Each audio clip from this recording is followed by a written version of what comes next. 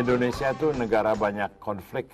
Sering orang bilang begitu dan betul, tapi jangan kira bahwa kita ini negara yang paling banyak konfliknya.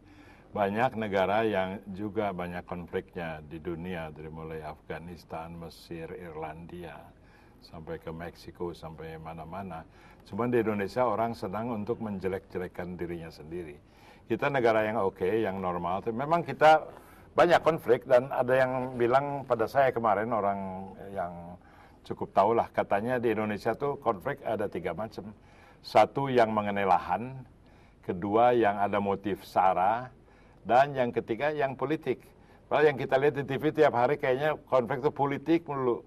Politik itu tidak serius, orang tuh gampang bisa pindah dengan dibeli oleh uang atau dipengaruhi. Tapi konflik yang fundamental, yang tidak bisa dipungkiri itu konflik mengenai lahan. Karena itu soal keadilan yang sudah bergenerasi-generasi, dan menyelesaikannya harus dengan kearifan. Nah, bagaimana menyelesaikannya? Kita bertemu dan kita mendapat sebagai tamu kita ini Bapak Andre Novi, Pak. Andre Novi Hendrarto. Maaf ya, belum apa-apa, udah salah, nggak konflik kan. Itu hanya salah nama. Tapi Pak Andre orang yang saya pernah bekerja dengan beliau selama 3 hari intensif. Senang sekali melihat caranya itu memandang konflik dan melatih orang untuk mengatasi konflik. Sebetulnya bagaimana, apa yang Anda bisa katakan mengenai konflik lahan, pekerjaan Anda? Silakan cerita aja deh, apa? Baik, Pak Wilmar. Terima kasih. Jadi pertama kali sebetulnya saya secara otodidak mempelajari mengenai konflik ya. Itu pun melalui pengalaman langsung di lapangan. Jadi sekitar tahun 87 itu, pada waktu itu teman-teman mendukung petani begitu di Badega, di Garut Selatan, untuk memperjuangkan lahan mereka. Nah, kebetulan waktu itu ada perusahaan yang sudah habis HGU-nya, kemudian petani ini ingin menggarap lahan itu. Nah, di situ kemudian kita mengadvokasi mereka. Jadi betul konfliknya mengenai lahan gitu, ya, hak lahan. Ya. Ada pada siapa hak itu sebetulnya? Waktu itu HGU-nya sudah habis, jadi dalam kondisi kosong begitu. Masyarakat yang sudah berada di sana kemudian menggarapnya. Nah, kemudian perusahaan dengan bantuan aparat itu menangkap mereka. Nah, mahasiswa kemudian melakukan pembelaan. Waktu itu kita bersama dengan LBH Bandung. Anda sendiri pernah di LBH jadi? Oh tidak, saya hanya bergaul aja gitu? Ya, karena kegiatan mahasiswa. Walaupun mahasiswanya Universitas Pajajaran kan? Ya, Bandung. Universitas Pajajaran. Terus betul nggak statement teman saya itu bahwa memang yang paling serius itu konflik lahan, dan kalau tadi katanya HGU-nya habis, tapi di luar soal HGU sebetulnya lahan sawah itu, lahan produksi itu sebetulnya milik siapa gitu harusnya?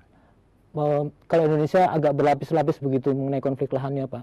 Yang pertama sebetulnya karena proses kemerdekaan kita dari Belanda yang tidak berlangsung mulus, kemudian juga setelah Orde Lama ke Orde Baru yang tidak berlangsung mulus juga, kemudian juga sistem hukumnya yang campur begitu. Artinya hukum kolonial kemudian dikembangkan dengan hukum Indonesia. Contoh misalnya kasus yang pasti jadi bibit konflik adalah penunjukan kawasan hutan misalnya. Ya, hutan sekarang ya. Ya, itu sampai 137 hektar dan itu kurang lebih 70% dari luas wilayah Indonesia. Sementara yang ditata batas itu kurang lebih hanya 12% dari itu. Artinya sisanya itu adalah bibit konflik lahan di sisanya dari itu. Kemudian Kementerian Kehutanan secara sepihak dia menunjuk kawasan. Misalnya contoh untuk Jawa misalnya itu ada sekitar 2 juta hektar yang kawasan, tetapi Jawa cukup stabil karena dia sudah ditata batas sebagian besar oleh pemerintah dan pemerintah Belanda dahulu. Oh, jadi batas-batas dari pemerintah Belanda ada yang masih bertahan sampai sekarang? Ya, ya, ya. Tapi undang-undangnya kan nafasnya kolonial waktu itu ya. Hak untuk rakyat tidak besar barangkali. Ya, waktu itu Belanda sebetulnya dia secara bertahap menguasai Indonesia, Pak. Tetapi kemudian sekitar 1870 begitu,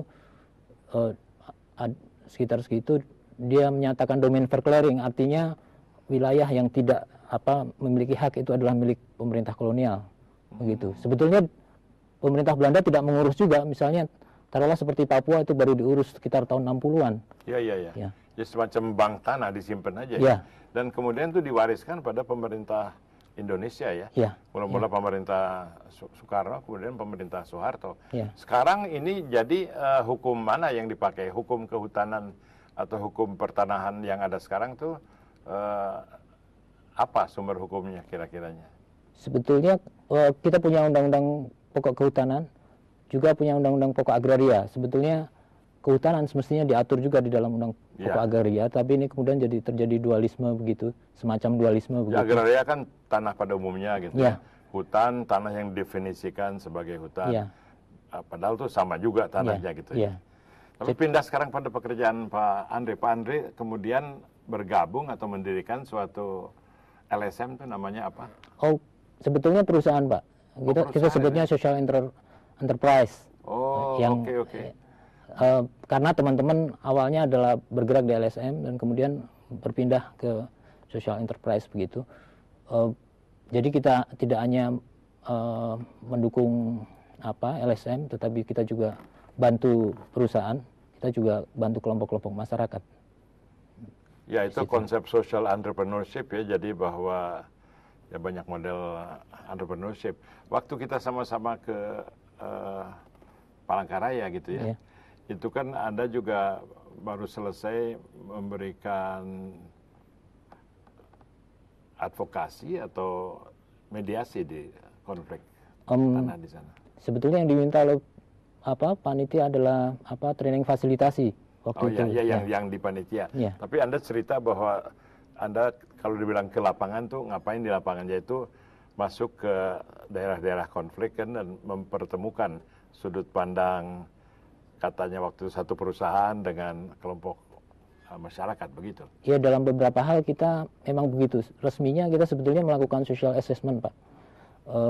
Tetapi kemudian di lapangan kita menghadapi situasi sosial di mana kita harus berperan juga dalam situasi tersebut. Kalau enggak kita nggak bisa bekerja juga.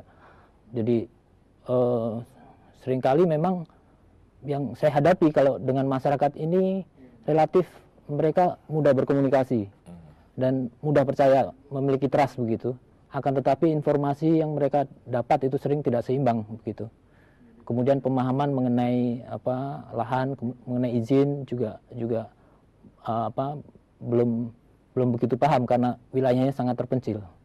Oke, kita akan break sebentar, melanjutkan pembicaraan kita dengan seorang ahli resolusi konflik atau mediasi konflik, atau entah namanya, nanti bisa dikoreksi. Kita kembali setelah break ini.